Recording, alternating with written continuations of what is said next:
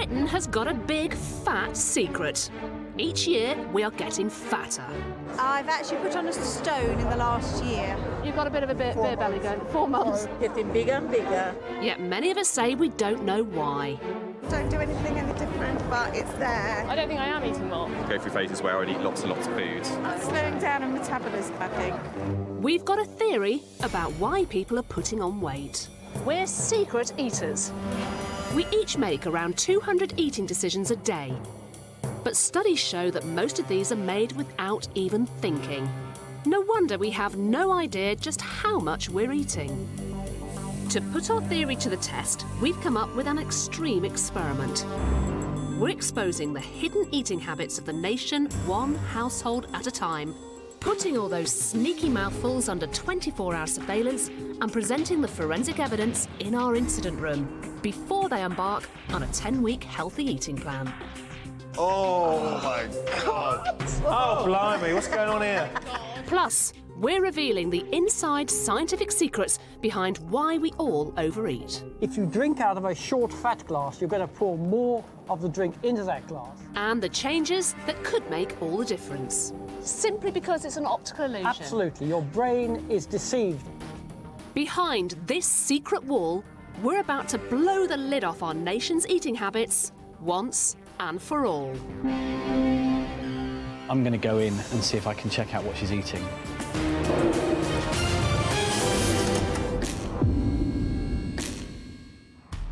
Our relationship with food is a very personal subject for me because I've always struggled with my weight. But I managed to take control, and I guess what finally worked for me was being really honest about what I was actually eating. Over the past 5 weeks, we've helped 5 families who don't know why they're overweight by putting them under round-the-clock surveillance to gather evidence of what they're really eating and presenting them with the facts. We know where you've been, we've taken the photos, we've bagged the evidence. We've had cameras inside their homes and 2 top PIs on their tails when they're out. They must be secretly eating somewhere, yeah. And the results of our intervention have so far been a huge success. It's changed the way I've life. I'm really chuffed that I've lost 12 pounds. And I mean, gee, you've lost a lot of weight. Yeah. If somebody had said to me 10 weeks ago, I can be like nearly 4 stone lighter, then I'd have just laughed at them and thought it wouldn't be possible. So can today's household, an engaged couple from Farnborough, use the evidence to kickstart a new, healthier lifestyle? Meet Ronnie. My name is Ronnie. I'm 26 years of age and I currently work as an investigator for the police. She's always struggled with her weight. And in the past 8 years, she's slowly but surely put on around 6 stone and now tips the scales at 21 stone 5 pounds. The amount that I'm eating is not 21 stones worth of food. And it makes no sense to me. We make all of our own food, it's all home cooked. Quite wholesome meals that all have veg in them. Ronnie's not the only one who's piling on the pounds. Meet her husband-to-be. My name's Stuart and I'm an operations manager. I'm 34 and I live with my fiancée Ronnie in Farnborough. Standing at 5'9" and weighing in at 16 stone 1 pound, Stuart has no idea why he's overweight.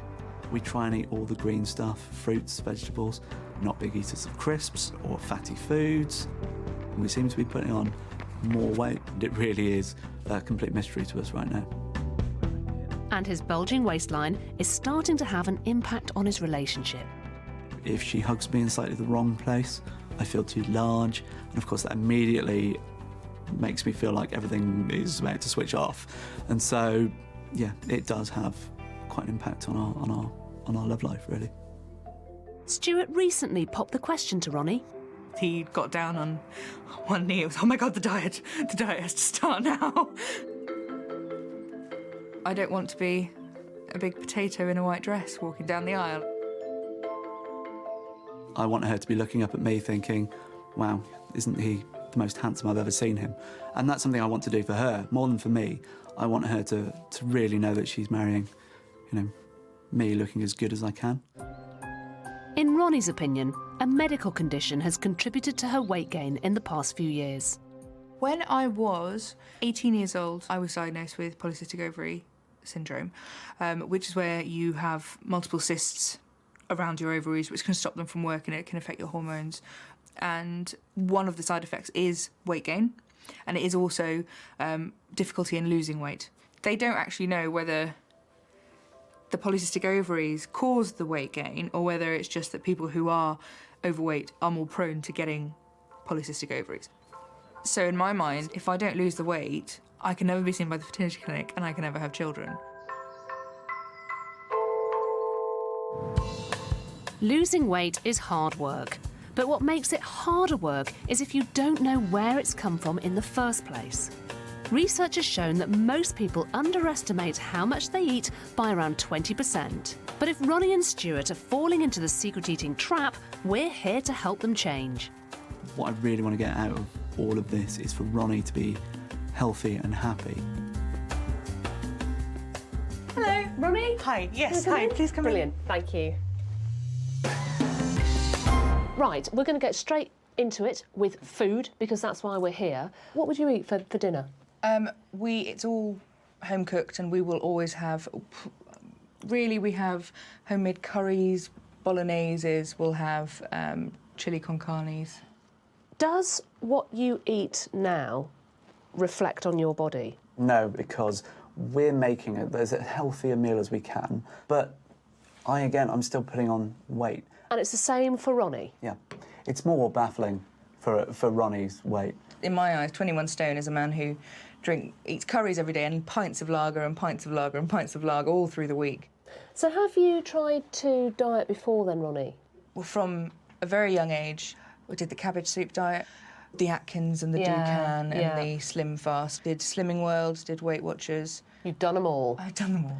OK, you are clearly intelligent people, you want to eat healthily, you do eat healthily, and yet you're both effectively overweight. Yeah. And this is astonishing. OK, well, this will be fascinating to get to the bottom of what is going on with the pair of you. What exactly is it, really, that you want to get out of this process, Stuart? Be able to understand why the healthy lifestyle that we're trying to lead isn't working and it isn't giving us the good health benefits that we should be getting out. The moment we're putting healthy food in and we're not getting a healthy life out, which doesn't seem to make sense. It's a mystery to us. If we're going to help you, then you really do need to help us. We need to watch you 24/7. It's the way it's got to be. It is full-time surveillance. Are you OK with that? Yeah. Oh, yes. Fantastic. With Stuart and Ronnie's go-ahead, we're setting up surveillance cameras all over their flat to record evidence of any naughty nibbling or mindless munching to build a picture of what they're really eating. But what they don't know is that tracking their every move will also be two of the country's finest private investigators, Cameron Gowlett and Duncan Mee. With expertise tracing missing persons and gathering evidence for fraud investigations, they'll be using their surveillance skills to make sure Ronnie and Stuart have nowhere to hide.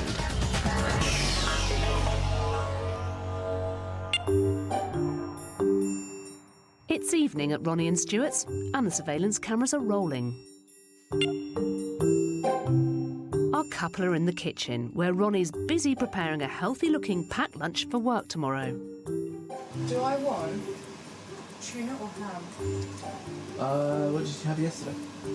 Or today, then? I have tuna today. I'll have ham today, tomorrow. Apart from the odd nibble, there's nothing to report. That's tomorrow's meals sorted, but what about dinner this evening? They've decided they're going out to eat, away from the CCTV.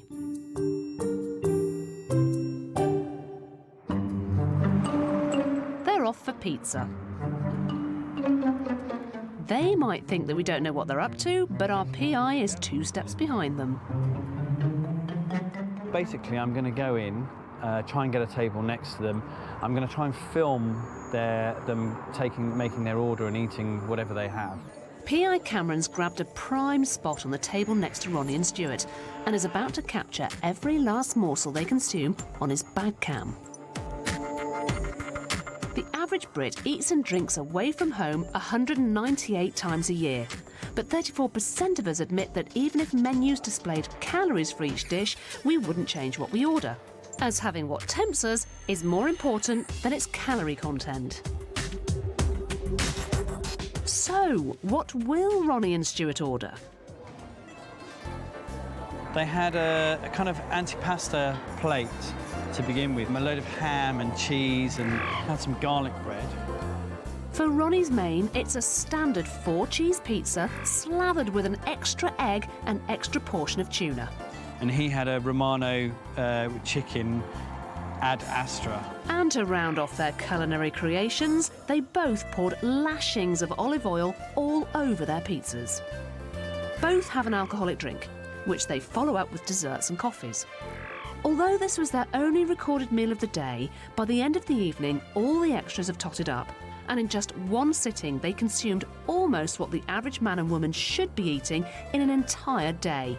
Stuart mindlessly took in about 2,123 calories, and Ronnie's tucked away approximately 1,719, 198 of which was hidden away in her olive oil.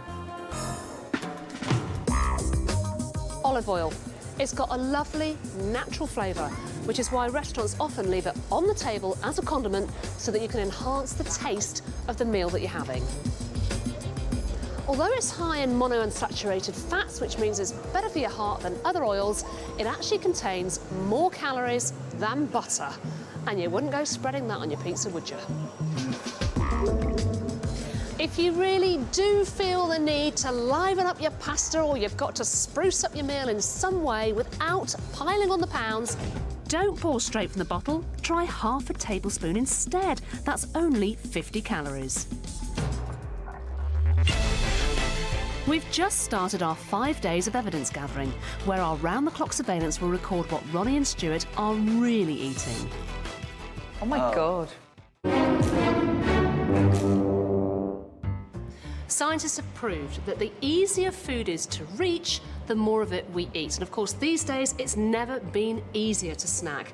Little wonder then that we are the fattest nation in Europe.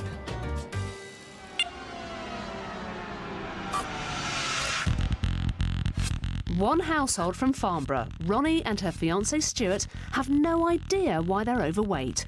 So, in a revolutionary new experiment, we're watching what they really eat for 5 days. We've put CCTV cameras inside their home, and we're tracking them outside with 2 top private investigators, round the clock. She is an investigator, the CID, so she's going to be more alert than average. They're both convinced they lead healthy lifestyles and can't understand why they're overweight. So what will our secret filming reveal? They must be secretly eating some way, yeah.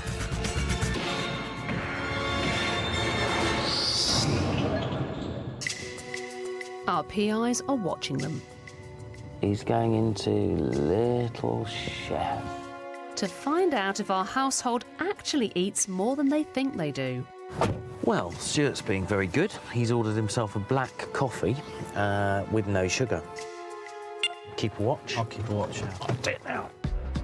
After 5 days, our PIs have fitted 1 car tracker. He's about half a mile or so outside of Farnham. Tailed their targets for over 200 miles. He's taken the turn off after 66 miles. Recruited 2 accomplices. Do you think you've been sussed? No. And even counted individual pieces of popcorn. So she didn't eat the whole thing. She ate that minus 27 pieces. Ronnie and Stuart said they wanted the truth about why they can't lose weight. Now, in the instant room behind this secret wall, we're about to reveal the evidence to them. We told them if we're going to help you, we need to know what it is you're doing. And we have all the evidence right here. On the evidence tables, on the surveillance board, and also in the footage. Now, the beauty is, our couple have no idea that we've gathered all of this. But guess what? They're about to find out.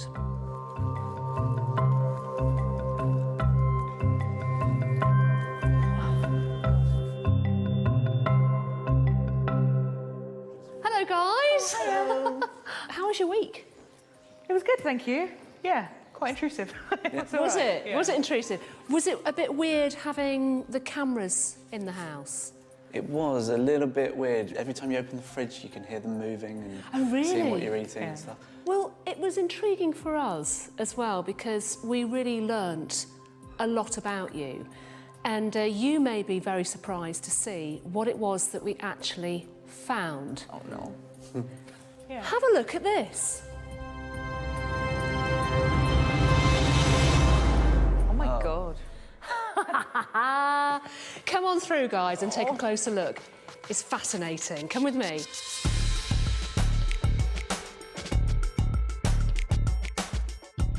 We said that in order for us to be able to help you, we really needed to be able to see you at all times. Now, we do have a confession to make, which is that we had private investigators following you 24/7 for the entire week.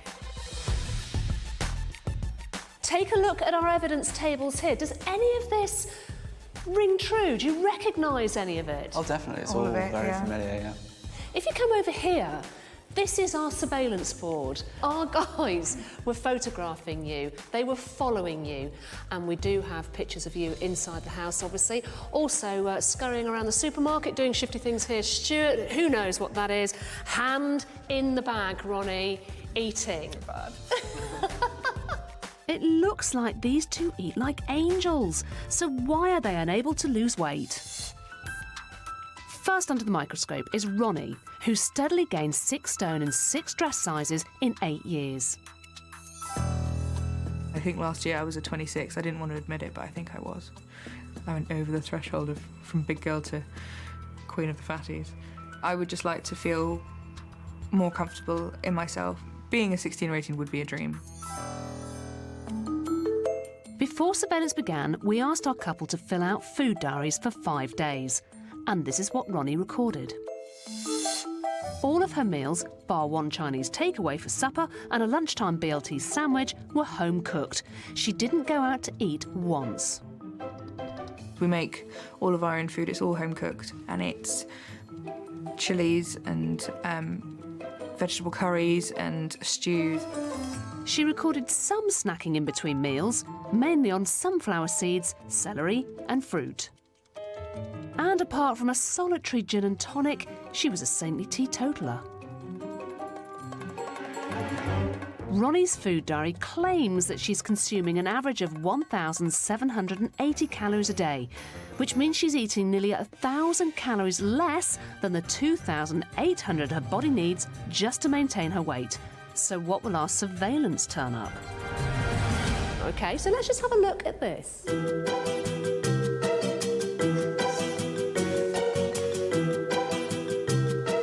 Ronnie eats well-balanced and nutritious meals, the biggest of the week being an 831-calorie salmon and potato supper, including 6 slices of salami and washed down with 1 small glass of red wine.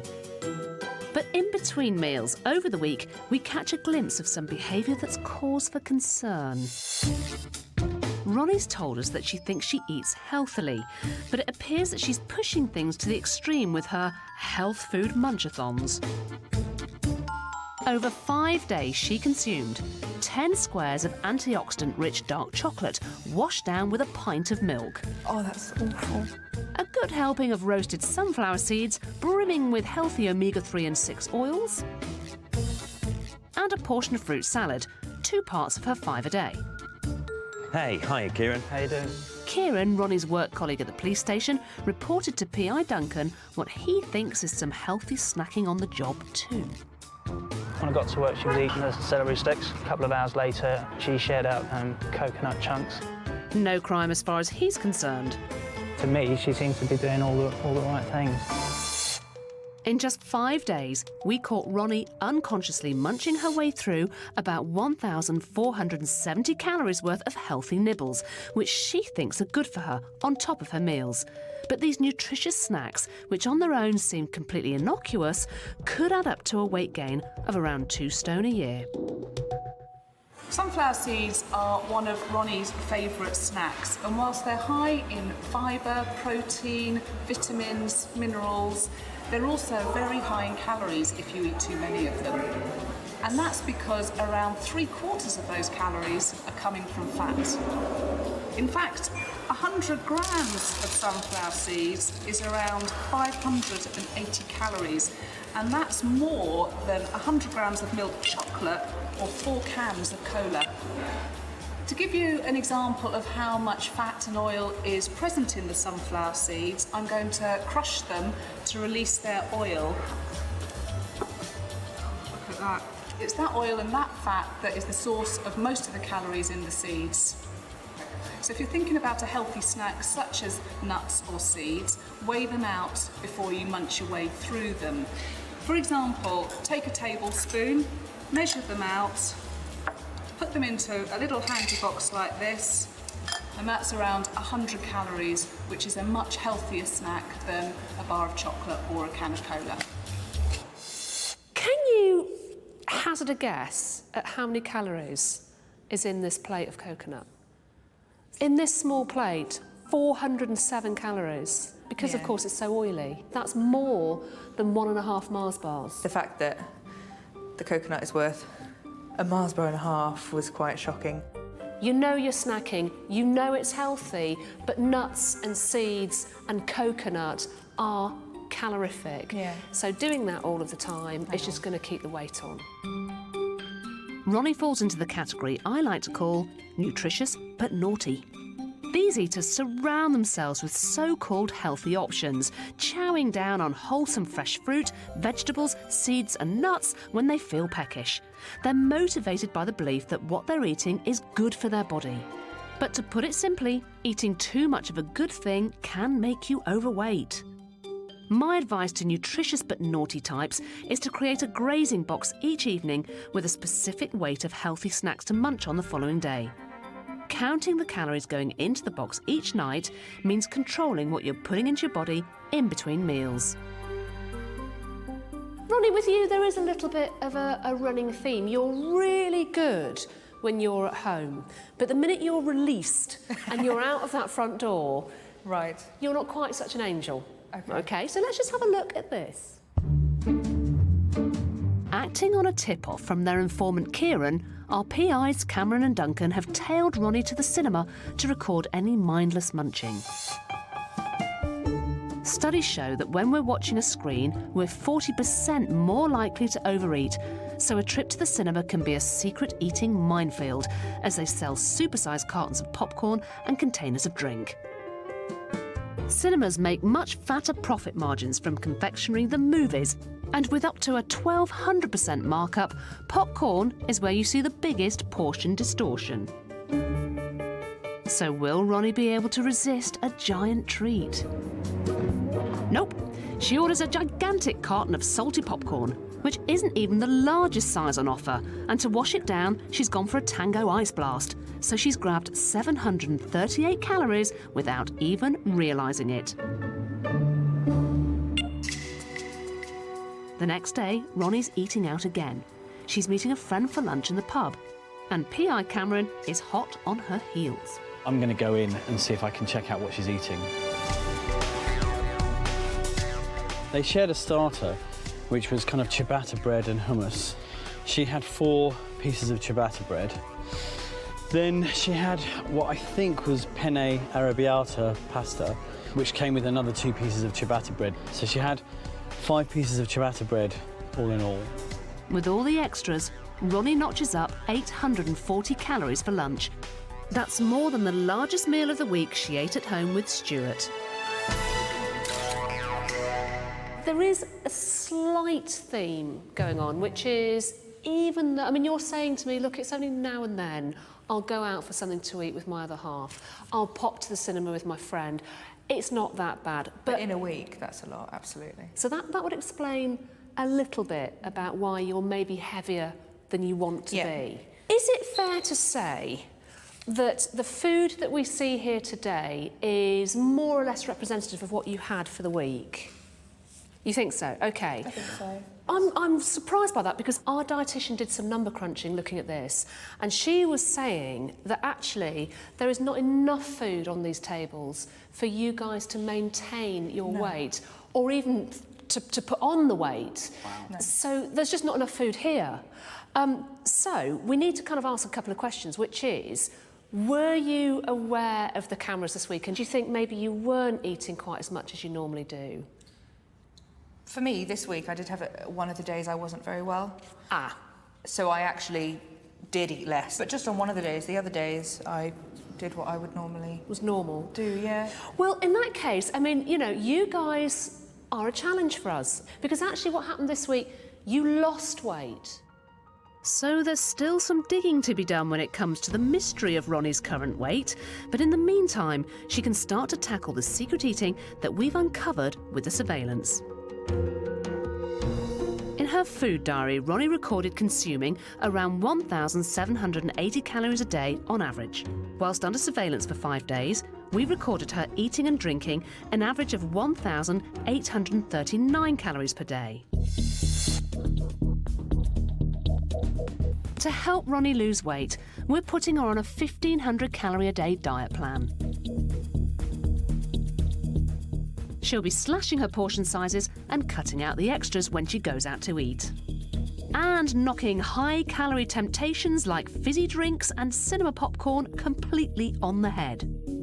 Ronnie will also be getting more advice on how to manage her polycystic ovary syndrome and its possible effect on her weight gain.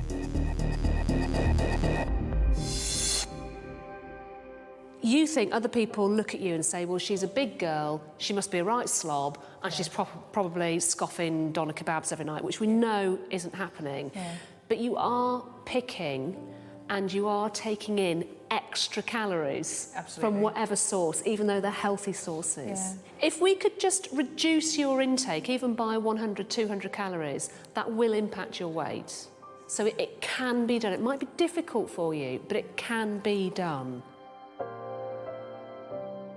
Going forward from here, I'm going to be much more conscious of what I'm eating, much more conscious of the portion sizes as well. Just be more conscious of the fact that it's coming with a label healthy does not mean that it's actually good for my waistline.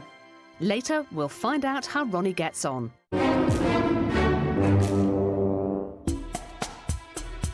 In Secret Eaters, we're blowing the lid off the nation's eating habits. We've already seen some evidence of what Ronnie really eats. Oh, that's awful.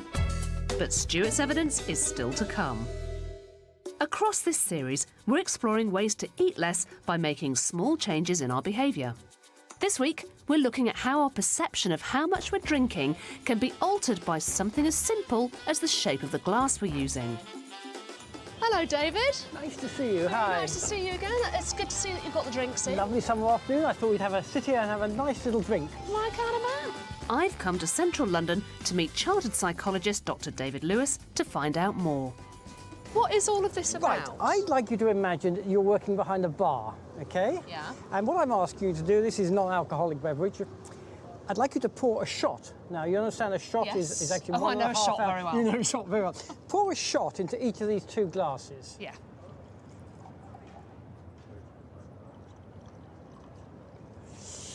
Right, you think that's an equal amount of liquid poured into each glass? Yeah.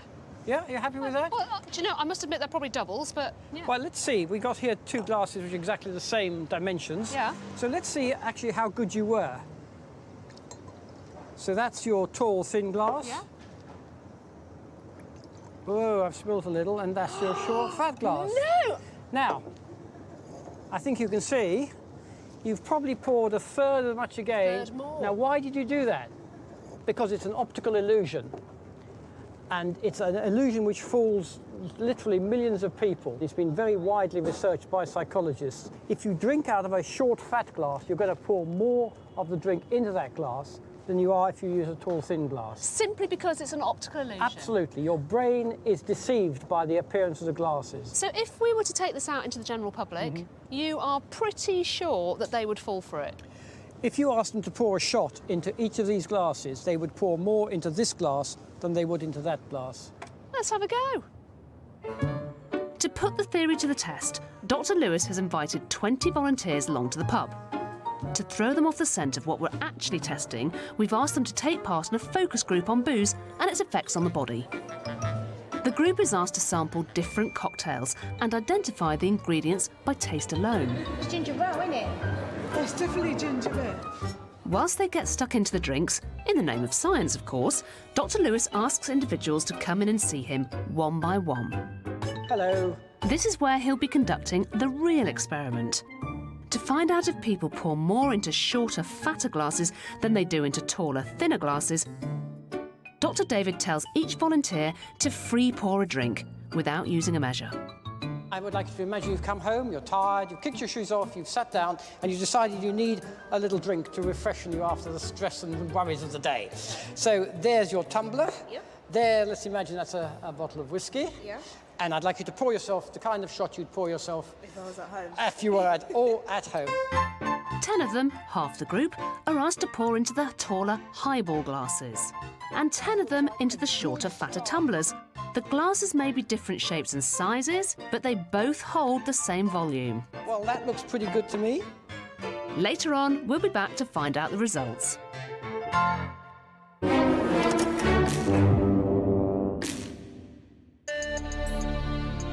Ronnie and her fiancé Stuart think that they're healthy eaters and can't understand why they're overweight. To find out if what they're eating is as good for them as they think it is, we've had them under 24-hour surveillance. The amount that I'm eating is not 21 stones worth. Now it's Stuart's turn to look at the evidence we've gathered here in the instant room. Stuart? Your turn. Oh, no. When I look in the mirror, I'm normally quite horrified. I really don't like how I look. I see my stomach hanging over kind of my hips, which makes me feel really uncomfortable just to even see it. The fact that we're putting on weight really is a mystery to us. Just looking at what we're eating and what we're putting into our food, none of it makes sense, and it really is a complete mystery to us right now. In the 5-day food diary, which Stuart filled out before filming began, he reported skipping breakfast every day. He drank just 2 pints of lager, totalling 6 units of alcohol. Stuart's piled on 4 stone in just 3 years. So where's it all come from? Would you say that you are a snacker? We know that Ronnie snacks on healthy items, but what about you? Take a look at this. Our surveillance confirms what Stuart recorded in his food diary, that he skips his breakfast. So is he sticking anything naughty in his mouth when the hunger pangs kick in? To find out, PI Cameron's recruited Stuart's work colleague Ian as a spy to gather evidence. One of the bosses came down with a box of sweets, so he dipped into those. Ah, right. He had one of those little drumsticks, the little sweeties on a stick. Coloured, chewy on a sweet, stick, right, yes, okay. he had one of those. And he also had a 2-pack of Twix. Oh, that's fantastic. Thank you so much for your all help. right, no problem. Cheers, Ian. Okay. Thanks. He's going to be doing some interesting jobs next week. So here's your P45. Yeah. But again, you know, you did have the chocolate. I did. You did have the sweeties. There is a chocolate machine on the floor upstairs. Yeah. In our little chill-out area. So if I'm stressed, my first reaction is, well, let's get away from the pressure situation. If I've got change in my pocket and I'm feeling that real angst, then, yeah, I'll go for the odd chocolate bar. By his own admission, Stuart is a stress snacker. These types of eaters crave chocolate, sweets and biscuits for a quick sugar rush, when work or emotional stress is getting them down. But consuming these excess calories regularly can add up to long-term weight gain. So if you're a stress snacker, what can you do? Book in a gym session or go for a walk. Studies show exercise significantly reduces stress. Or try deep breathing as a strategy. It helps to lower blood pressure and has a calming effect on the body. Our next evidence shows that when he's not with Ronnie, he can't resist monstrous meals. We've called you the solo snaffler. We thought this was quite intriguing because, like loads of blokes up and down the country, when you are left to your own devices and your good lady is not with you and you're on your own in the flat, you tend to let it all hang out and just go for it with the food. So, take a look at this. Ronnie's working a late shift this evening, so Stuart's decided to grab something from the supermarket for his tea. P.I. Duncan's right behind and follows him straight to the ready meal section. So what's he gone for? After selecting something else first, he then bought that. It's Italian pasta with smoked ham, spicy minced beef, pepperoni and cheese, cheddar cheese, in a tomato and basil sauce. So this pasta bake is labelled as a meal for two, so will he leave half? We picked up the trail back at his flat. Going. Gone! Just under 1 kilo, and it didn't even touch the sides. During 5 days of surveillance, we caught Stuart scoffing 2 ready meals when Ronnie wasn't around. OK, so in your ready meal that you had on Wednesday evening, there was 1,124 calories in that meal. Wow. You know, that is half your calorie intake, really, in just one sitting. Do you never look at the calorie content of something? I do, and it's not that I ignore it, but sometimes I'll look at the calorie content and think, yeah, that's a little bit too high, but it's only once. But then maybe the next day I'll do the same thing and go, well, it's a little bit too high, but it's just once. So maybe it's a bit of a habit for you. Yep. It's the, as you say, you're telling yourself, well, it's only this one time. Yep. It's only this one time today. Yes. So it's really obvious with you, Stuart. You're just simply taking in too much food. I wasn't aware that he was that bad. I had some inclinations, but I think he does feel as though he's being let loose from his captor for a little while. So, has this been helpful or enlightening in any way for you both? I think it really has, yeah. Definitely. Definitely. For me, it's seeing the habits that are causing the problems, and then breaking out of those habits, I think, will allow us to actually have the healthy lifestyle that we think we have.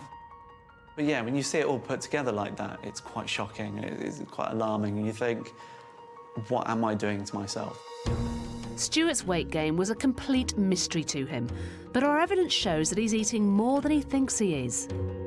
According to his food diary, he was eating around 2,200 calories per day.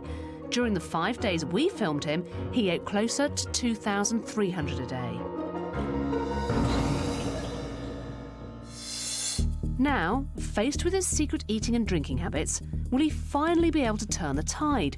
He's about to embark on a 10-week healthy eating plan on 2,000 calories a day, which will see him start his mornings with a healthy breakfast to help curb his enthusiasm for Twix bars when he's stressed.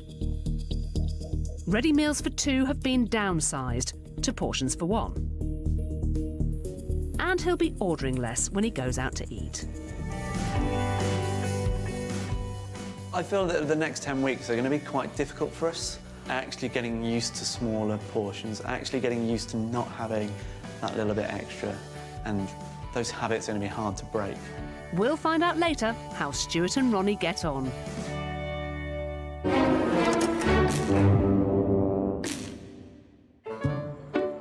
Earlier on, chartered psychologist Dr. David Lewis explained that an optical illusion can trick our brains into drinking more from short, fat glasses than from tall, thin glasses. To put Dr. David's theory to the test, we invited 20 volunteers to meet us in the pub. There's a ginger beer here, that's why it got you front. To throw them off the scent of what we're actually testing, we asked them to take part in a focus group on alcohol and its effects on the body. Dr. David, who is in the bar next door, asked each volunteer to come in and see him one at a time. And this is when the real experiment began. Hello. He asked 10 of the volunteers to free pour a drink, without using a measure, into taller highball glasses. Fantastic. And asked the other 10 volunteers to do the same into shorter, fatter tumblers. Even though they're different shapes and sizes, they hold the same volume of liquid. It looks like time you wash your mouth out in the dentist. Each time a drink was poured, Dr. David transferred the liquid into one of 2 separate jugs, one containing the liquid poured into the taller glasses and the other for the stubbier tumblers. Thank you very much indeed for your help. Thank you so much. Bye-bye. Now all 20 volunteers have finished pouring. Let's see how the theory measures up.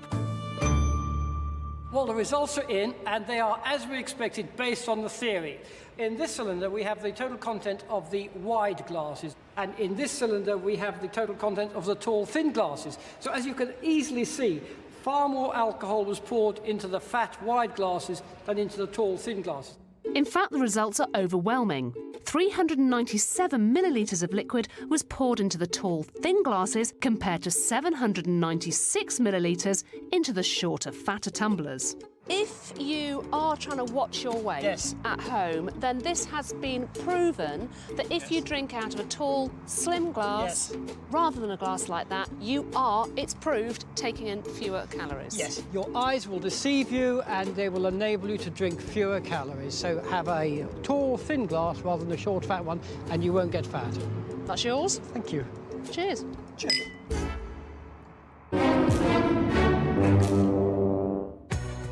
10 weeks ago, Ronnie and Stuart from Farnborough were baffled about why they couldn't lose weight. The amount that I'm eating is not 21 stones worth of food. Just looking at what we're eating, none of it makes sense. To help unravel the mystery, they agreed to allow surveillance cameras into their home, but they didn't know that 2 top PIs were tracking them outside the house too. So she didn't eat the whole thing, she ate that minus 27 pieces. After 5 days of round-the-clock surveillance, we confronted them with their secret eating habits. Revealing Ronnie was indulging in extra treats when out and about and mindlessly munching on so-called healthy snacks. In this small plate, 407 calories. Stuart was eating ready meals for 2 when Ronnie wasn't home and relying on sweet treats to cope with bad days at the office. You did have the chocolate. I did. You did have the sweeties. Have the For 10 weeks, Ronnie and Stuart have stuck to a healthy eating plan. I feel calmer, I feel healthier. It's actually great. Now we're going to find out if our unique intervention has worked. You two have lost a lot of weight. I think you look amazing. And you, incredible shrinking man. Stuart, look. There is a significant difference in your weight loss, there really is, and particularly with Ronnie. Thank you. And I don't think you ever thought that was going to happen. No, I was quite sceptical. Why were you sceptical? I think I was just so persuaded that my eating habits were healthy and that what I was doing was right, because I had medical conditions which make you put on weight. And yet, you have lost weight. What do you put that down to? I have upped my medication on the request of the doctors, which I'm sure has helped a little bit. I think it's being aware of what you're eating. It's actually taking the time to stop and acknowledge everything that you're eating. So just registering that I'm eating now, being mindful about the whole thing, and actually I'm satisfied, I'm okay. Yeah. Stuart, what have you changed in your diet? I never ate breakfast before. Now I militantly eat breakfast. I eat more regularly through the day. Healthy snacks, cut out the chocolate. So you're sticking to, what, 3 square meals a day and just healthy snacks in between? Yep. And it's working? It's definitely working, yeah. So we have the wedding coming up. And given that you both lost a significant amount of weight, how's that affecting your wedding dress, Ronnie?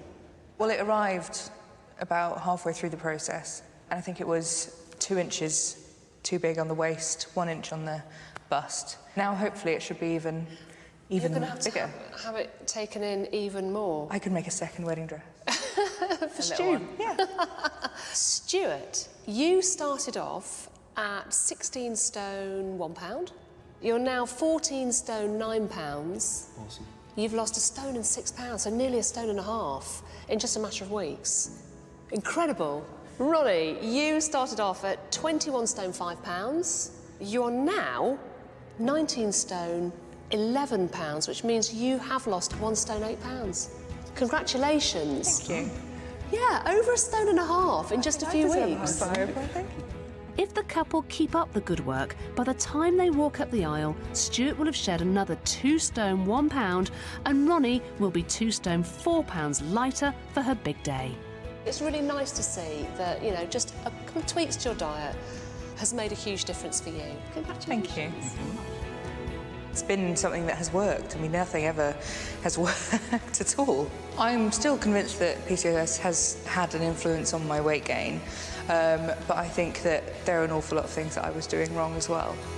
While experts agree that polycystic ovary syndrome can contribute to weight gain, in Ronnie's case, reducing calorie intake has had a major impact.